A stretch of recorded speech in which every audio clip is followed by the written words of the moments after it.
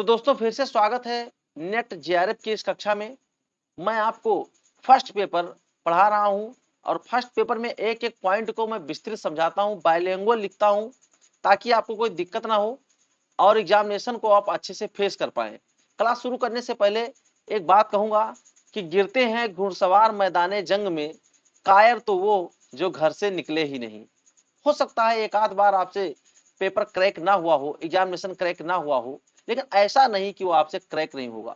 और यदि आप वाकई में इस परीक्षा को क्रैक करना चाहते हैं तो मेरा अनुमान है कि इस परीक्षा में कम से कम फर्स्ट पेपर में आपके 35 प्लस क्वेश्चन सही होने चाहिए।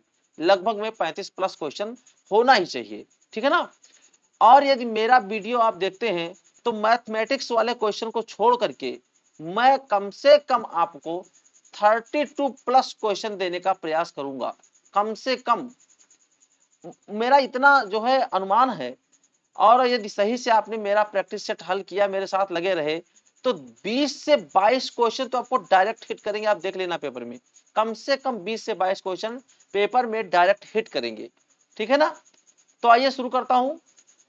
आज हम लोग इस समय टीचिंग एप्टीट्यूड पढ़ रहे हैं, ठीक है ना। टीचिंग एप्टीट्यूड पढ़ रहे हैं, उसमें एक पॉइंट आया था क्या, युवा और वयस्क शिक्षार्थी। युवा और वयस्क शिक्षार्थी, युवा मतलब यंग और वयस्क मतलब एडल्ट्स।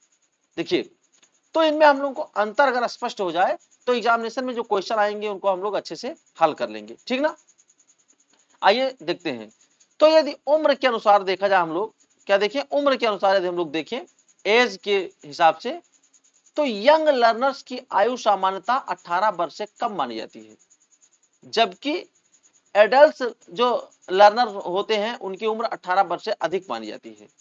अब यदि आप नेट जेआरएफ का एग्जामिनेशन देने जा रहे हैं तो यानी कि आपने पीजी किया हुआ है, कम से कम क्या किया हुआ है, पीजी किया हुआ है, ठीक है ना।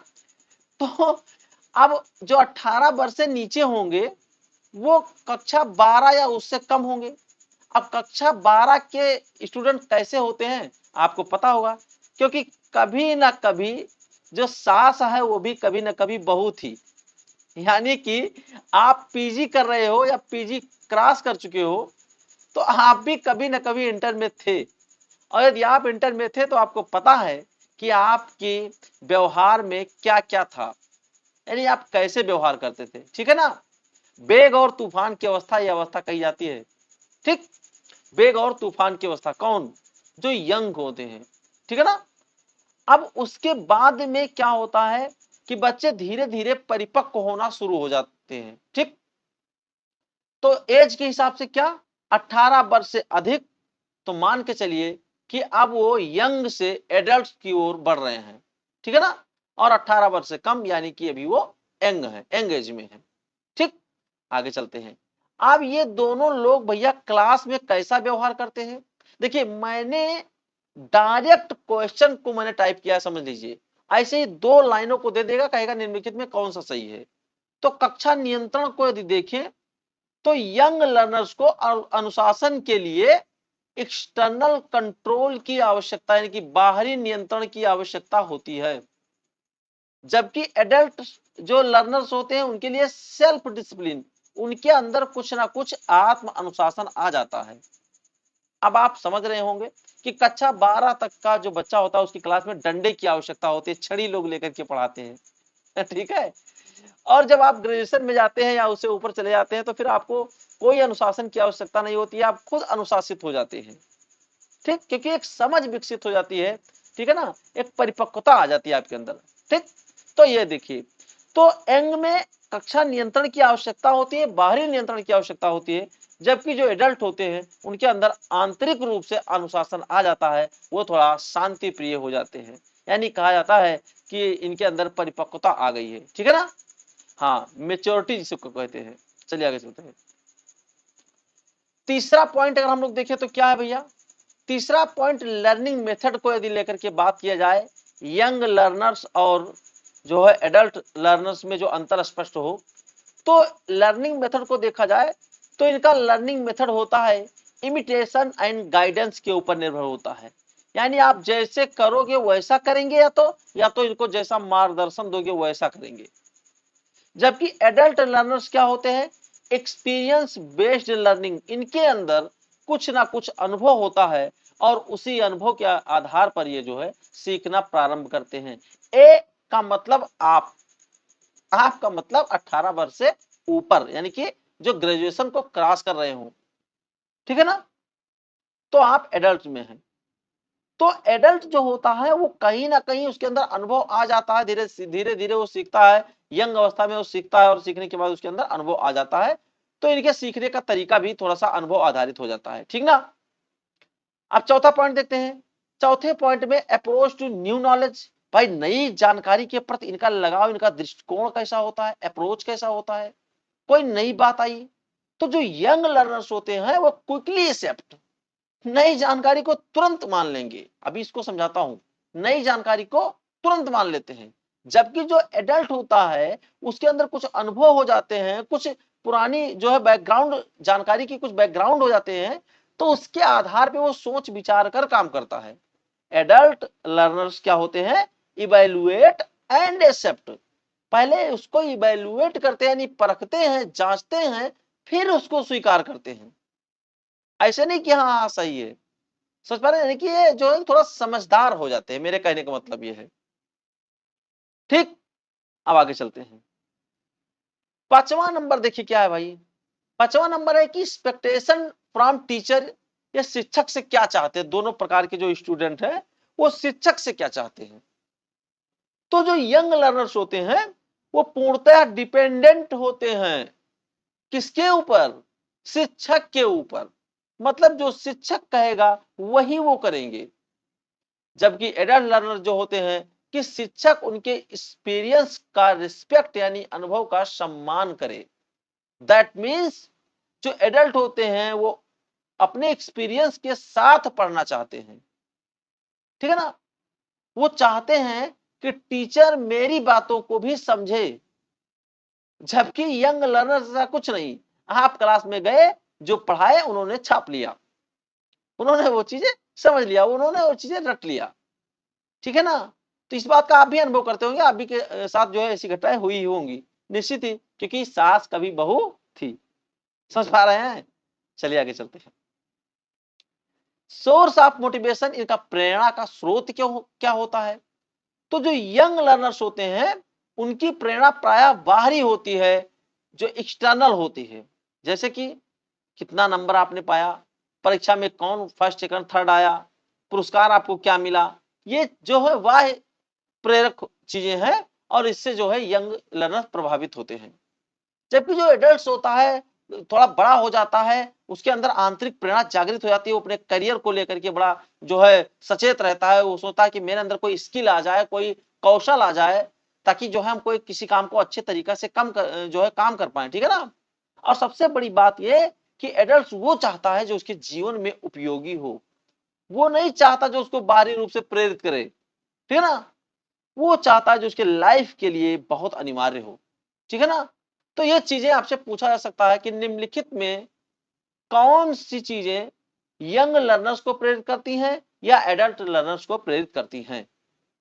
तो ये चीजें आपको स्पष्ट होना ही चाहिए, आपके अंदर ये बातें होनी ही चाहिए कि आपको यंग लर्नर और एडल्ट लर्नर के बीच में अंतर स्पष्ट होना चाहिए, ठीक है ना। अब 7वां नंबर देखिए क्या है, पर्पज ऑफ लर्निंग, जो सीखने का उद्देश्य होता है वो क्या होता है। तो जो यंग लर्नर्स होते हैं उनके सीखने का उद्देश्य general education and passing exam, सामान्य शिक्षा व परीक्षा को पास करना। अब इस बात को आप खुद से अनुमान लगाइए, कई बच्चे तो इतना होते हैं कि जब कक्षा 12 का एग्जामिनेशन आता है तब वो अपने गाइड को खोलते हैं, अपने नोट्स को खोलते हैं, ठीक है ना। उसके पहले उसे वो देखते ही नहीं, क्योंकि उनका उद्देश्य होता है भैया कौनो मेर जो पास हो ये तो बहुत नेक रहा, ई पेपर तो हमें बिल्कुल नहीं आवत है, या वहां जो हम कौनो मेर पास हुए तो बहुत अच्छा रहा, ठीक ऐसे होता है। तो जबकि एडल्ट लर्नर इसका जस्ट विपरीत होता है, वो उसके सीखने का उद्देश्य ये नहीं कौनो मेर एग्जाम पास हो जाए, उसके सीखने का उद्देश्य होता है उसका करियर बन जाए, उसके अंदर स्किल आ जाए, और बात की बात उसके अंदर प्रैक्टिकली नॉलेज होना चाहिए, व्यवहारिक ज्ञान उसके पास हो। तो भाई जो बड़ा है, जो थोड़ा सा एज में है, जो थोड़ा सा अनुभव कर चुका है, उसे वो जो क्षुद्र चीजें थोड़ा ना उसको प्रभावित कर पाएंगी। ये चीजें होती हैं। ये पॉइंट टू पॉइंट आप ये लोग दिमाग में रख लीजिएगा, एग्जामिनेशन में इससे बहुत लाभ होगा। ठीक, अब देखिए अटेंशन स्पैन मतलब ध्यानावधि क्या है। आप देखते होंगे कि क्लास में जो यंग लर्नर्स होते हैं वो इधर उधर चक्कर मकर, मतलब वो शांत नहीं रहते हैं, ठीक है ना, इधर उधर देखते रहते हैं, बहुत जल्दी विचलित हो जाएंगे, उबने लगेंगे, घंटा लगा कि भागना शुरू। लेकिन जब बड़े हो जाते हैं आप, थोड़ा सा पढ़ते पढ़ते थोड़ा मेच्योर हो जाते हैं, तो क्या होता है, आपके ध्यान केंद्रण की क्षमता बढ़ जाती है और फिर आपका ध्यान केंद्रित करने का एक उद्देश्य होता है, मन लगाने का एक उद्देश्य होता है कि नहीं मुझे ये सीख जाना है, मुझे ऐसा कर जाना है। तो ये जो है अंतर है, ठीक है ना। अब एक अंतर और है, उसको देख लीजिए कि टीचिंग मेथड, इनके लिए आप क्या पढ़ाएं, कैसे जो है पढ़ाएं। तो जो यंग लर्नर्स होते हैं उनको पढ़ाने का जो सिस्टम है उसे बाल शिक्षा पद्धति, इंग्लिश में इसको पेडागॉजी कहते हैं, ठीक ना। जबकि एडल्ट लर्नर्स के लिए एंड्रागॉजी, वयस्क जो है शिक्षा पद्धति होती है, वयस्क शिक्षा पद्धति होती है, एंड्रागॉजी होती है, ठीक ना। ये दोनों चीजें आप लोगों को दिमाग में होना चाहिए। अब देखिए युवा शिक्षार्थी, इनकी शिक्षा पद्धति जो मुख्यतः बाल शिक्षा यानी पेडागॉजी पर आधारित होती है, जिसमें शिक्षक मार्गदर्शक होता है, नियंत्रक होता है, ज्ञान का स्रोत होता है। और बच्चे सीखते कैसे हैं, इमिटेशन यानी कि अनुकरण और डिसिप्लिन यानी कि अनुशासन के द्वारा सीखते हैं। यदि कक्षा 12 की क्लास, कक्षा 10 की क्लास में अनुशासन नहीं है तो उस क्लास के बच्चे सही से सीख नहीं पाते हैं, ये बात बिल्कुल सही है, ठीक ना। लेकिन जब कोई बच्चा बड़ा हो जाता है, ग्रेजुएशन में होता है, उससे ऊपर होता है, तो उसके जो है शिक्षा पद्धति में बहुत सुधार होता है, एंडागाजी पर आधारित होती है। इसमें शिक्षक केवल सहायक यानी कि फैसिलिटेटर होता है भैया, आपको सुविधा प्रदाता की भूमिका निभाता है, सुविधा देता है और आप अपने अनुभव के सहारे नए ज्ञान को सीखते जाते हैं, अंदर से आप स्वप्रेरित होते हैं। तो ये वयस्क शिक्षार्थी और युवा शिक्षार्थियों के बीच में स्पष्ट अंतर रहा। यदि आप लोग कॉपी किताब से नोट करेंगे तो 8 पॉइंट 9 पॉइंट को अच्छे से देख लेंगे तो आने वाले एग्जामिनेशन में आपसे गलती होने की संभावना बहुत कम होगी।